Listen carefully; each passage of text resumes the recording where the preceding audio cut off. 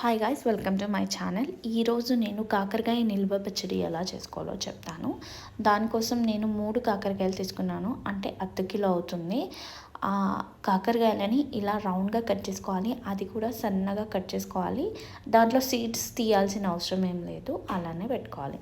ఇప్పుడు ఒక ప్యాన్ తీసుకొని ఈ కాకరకాయలని కాస్త ఫ్రై చేసుకోవాలి. ఎలా అంటే మరీ గోల్డెన్ కలర్లో వచ్చేంత వరకు కాకపోయినా కాస్త ఇలా లైట్గా ఫ్రై చేసుకోవాలి. అయితేనే ఆ కాకరకాయ అనేది నిల్వ పచ్చడికి అలానే లైట్గా ఫ్రై చేసుకోవాలి. లేకపోతే ఏంటంటే ఆ ముక్క అనేది నలిగిపోతుంది, సో మనకి కాకరకాయ తిన్న ఫీలింగ్ రాదు.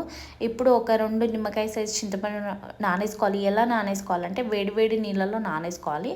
ఆ నానేసుకున్న చింతపండుని మిక్సీ జార్లో వేసి దాన్ని గ్రైండ్ చేసి పెట్టేసుకోవాలి. ఇప్పుడు ఒక ప్యాన్ తీసుకొని దాంట్లో మనకి ఈ ఆవకి కావాల్సిన పోపు ఏదైతే ఉందో దాన్ని తయారు చేసుకున్నాము. సో దానికి ఏమేమి కావాలంటే పోపు దినుసులు వేసుకోవాలి, ఎల్లిపాయలు, ఎండుమిరపకాయలు వేసుకోవాలి. మీకు అవసరం ఉంటే మీరు కరివేపాకు వేసుకోవచ్చు, కానీ నేనైతే వేసుకోలేదు.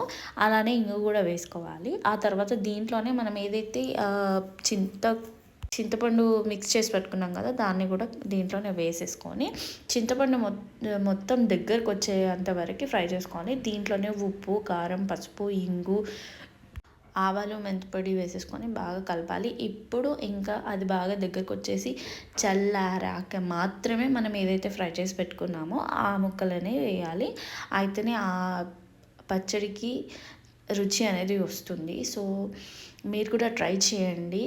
ఇలాంటి మంచి రెసిపీస్ కోసం నా ఛానల్ని సబ్స్క్రైబ్ చేసుకో, లైక్, షేర్ కూడా చేయండి.